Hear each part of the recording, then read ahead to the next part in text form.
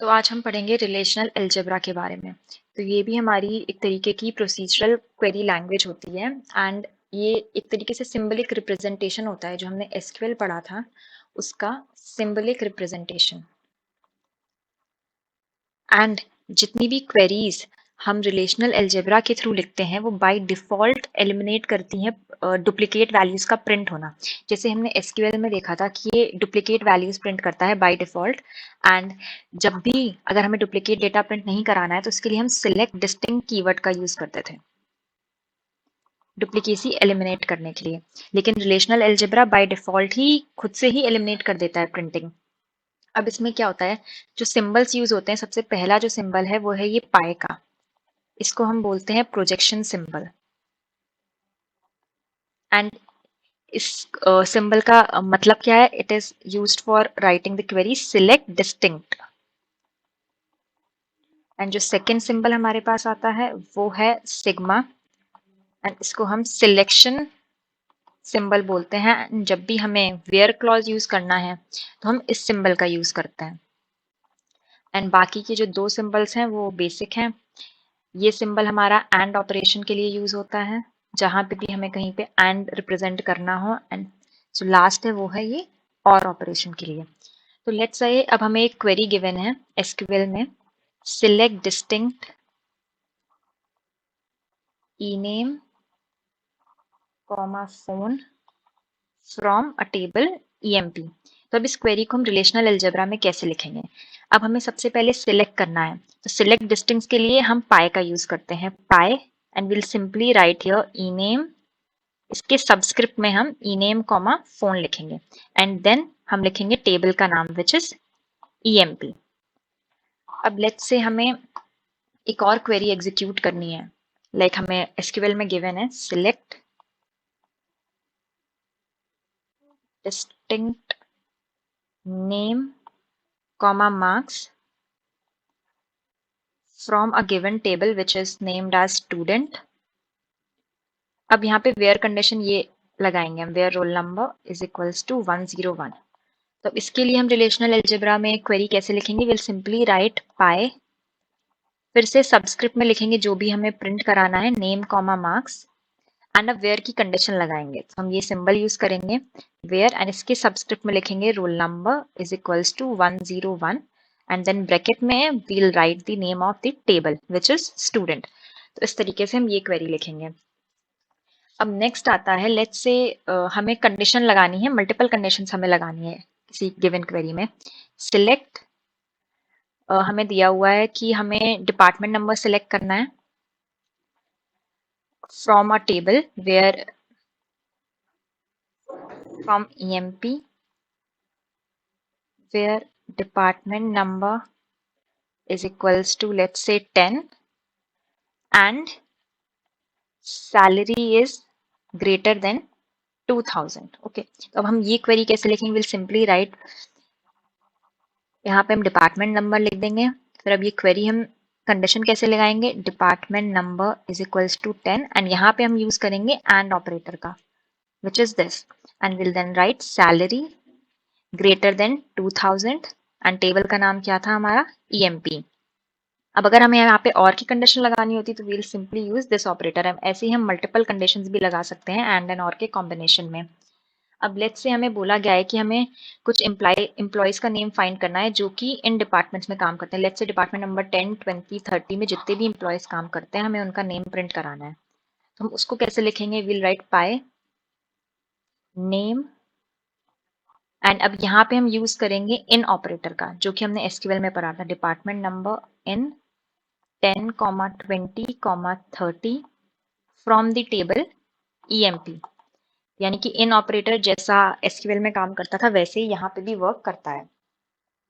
अब हमारे पास बाकी जितने भी ऑपरेटर्स है, let's say less than equal to, greater than equal to, like, not like, हम ये सारे के सारे यूज कर सकते हैं रिलेशनल अलजेब्रा में। अब हम एक और एग्जांपल देखते हैं जहां पे हमें उन सारे एम्प्लॉयज का नेम प्रिंट करना है जिनका नेम लेट्स से स्टार्ट होता है सी से। तो इसके लिए हम क्वेरी कैसे लिखेंगे, we'll write pi name, where की कंडीशन लगाएंगे अब हम, where name like and then हम लिखेंगे C% फ्रॉम टेबल EMP। तो ये हमारा लाइक का यूज हो गया।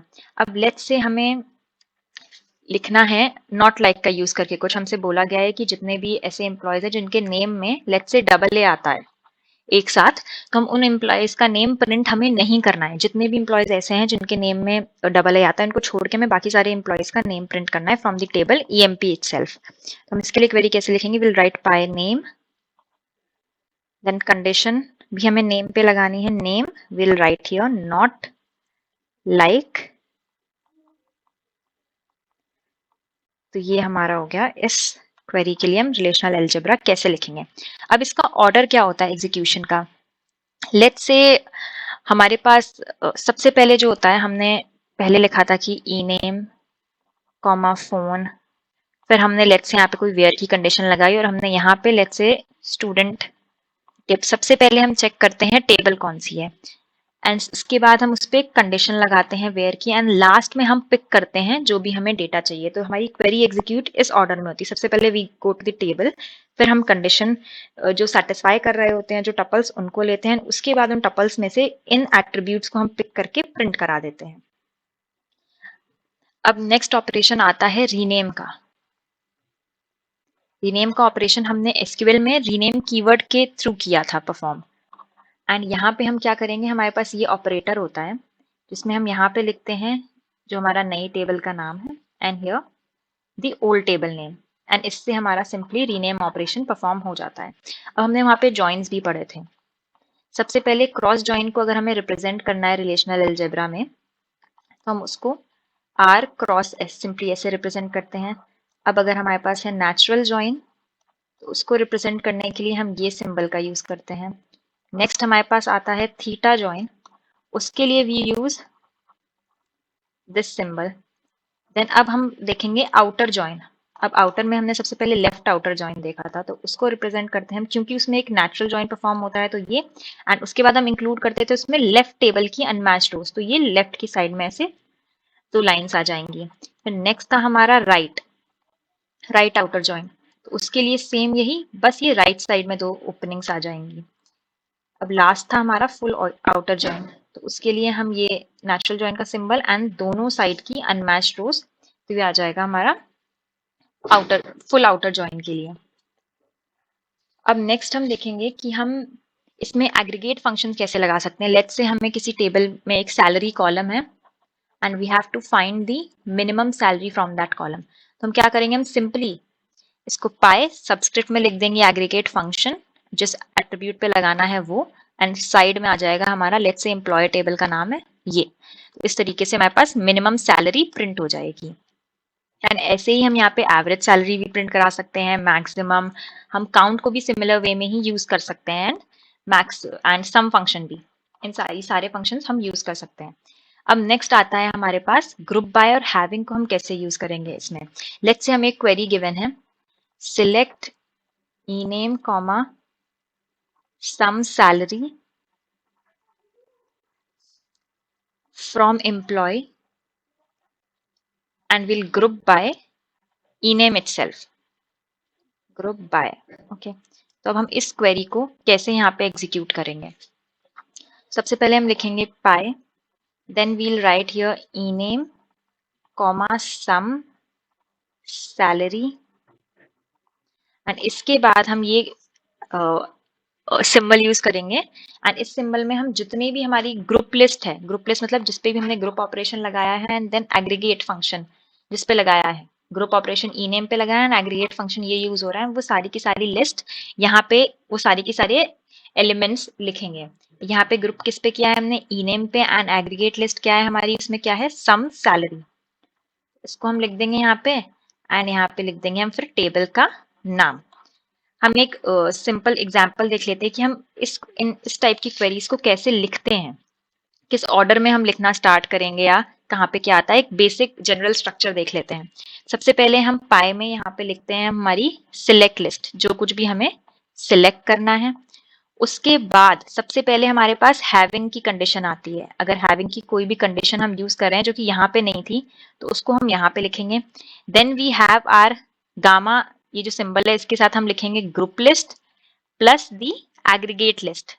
एग्रीगेट लिस्ट यानी जो भी एग्रीगेट फंक्शंस यूज हो रहे हैं उनका नाम, एंड ग्रुप लिस्ट जिन एट्रीब्यूट पे ग्रुपिंग परफॉर्म हो रही है वो। उसके बाद we'll apply here the where condition, उसके बाद हम यहाँ पे लिख देंगे टेबल का नाम, फ्रॉम विच टेबल हम इसको पिक कर रहे हैं। अब ये एग्जीक्यूट होना कैसे शुरू होता है, ये क्वेरी किस पर्टिकुलर कंडीशन से या किस ऑपरेटर से सबसे पहले स्टार्ट होती है। तो सबसे पहले we check for the table, सबसे पहले कौन सी टेबल से हमें क्या डेटा पिक करना है, वो टेबल कौन सी जिससे हमें डेटा पिक करना है वो। देन सेकंड हम आते हैं, हमारी वेयर कंडीशन एग्जीक्यूट होती है, वेयर कंडीशन सेटिस्फाई करने वाली सारी टपल्स सिलेक्ट हो गई। उसके बाद हम परफॉर्म करते हैं ग्रुपिंग ऑपरेशन, देन जो एलिमेंट्स फिर सिलेक्ट हुए उन पे हम लगाते हैं हैविंग कंडीशन, एंड लास्ट में जो हमें सिलेक्टेड एट्रीब्यूट चाहिए वो हम प्रिंट करा देते हैं। अब एसक्यूएल में भी सेम होता था। अगर लेट्स से हमारे पास गिवन ऐसे select this attribute list from a particular table where we have this condition, and then अगर हम group by परफॉर्म कर रहे हैं उस पे, एंड देन अगर हैविंग परफॉर्म हो रहा है, तो यहाँ पे भी अगर हम ये इस टाइप से देखें तो इसी ऑर्डर में परफॉर्म होगा। फ्रॉम सबसे पहले कौन सी टेबल से, फिर वेयर वाली कंडीशन लगती है, then we apply group by, then having, और लास्ट में हम वो एट्रीब्यूट सिलेक्ट कर लेते हैं। अब हम देखेंगे इसमें नेक्स्ट ऑपरेशन जो होगा हमारा, उससे पहले एक हम एग्जाम्पल देख लेते हैं जहाँ पे हमने हैविंग भी यूज किया हो। ओके, हम उससे पहले एक एग्जाम्पल लिख लेते हैं कि हम हैविंग कैसे लिखेंगे। लेट्स से हमें सिलेक्ट करना है नेम, हमें प्रिंट करना है उन सारे, एक तरीके से लेट्स से नेम हटाते हैं, हम प्रिंट करते हैं डिपार्टमेंट नंबर। इस क्वेरी के लिए हम लिखेंगे अपनी relational algebra. Let's say we have to select department number from table EMP where we'll group by department number having count asterisk greater than 5। Okay, तो ये क्वेरी क्या करेगी, इन सारे डिपार्टमेंट नंबर्स को प्रिंट करेगी जहां पे 5 से ज्यादा एम्प्लॉयज काम करते हैं। तो इसको हम रिलेशनल अलजेब्रा में कैसे लिखेंगे, सबसे पहले पाई लिखेंगे, अब हम यहाँ पे लिखेंगे अपनी सिलेक्ट लिस्ट यानी डिपार्टमेंट नंबर, फिर हम हैविंग कंडीशन लिखेंगे। अब हैविंग कंडीशन यहाँ पे क्या है, count asterisk greater than 5, then we'll write the grouping list। Group list क्या है, डिपार्टमेंट नंबर। एग्रीगेट फंक्शन क्या यूज हुआ है यहाँ पे, काउंट asterisk। हमारी टेबल में वेयर कंडीशन है कोई नहीं है, तो हम इसको ऐसे ही सिंपली टेबल का नाम लिख देंगे। तो ये हमारी हो गई रिलेशनल अलजेब्रा की क्वेरी। अब हमने देखे थे कुछ सेट ऑपरेशंस देखे थे एसक्यूएल में, यहाँ पे भी हम सेट ऑपरेशंस परफॉर्म कर सकते हैं। तो यहाँ पे जो सबसे पहला सेट ऑपरेशन हमने देखा था यूनियन, तो अगर हमें दो टेबल्स के बीच में यूनियन परफॉर्म करना है तो हम सिंपली ये सिंबल यूज करेंगे। इंटरसेक्शन परफॉर्म करना है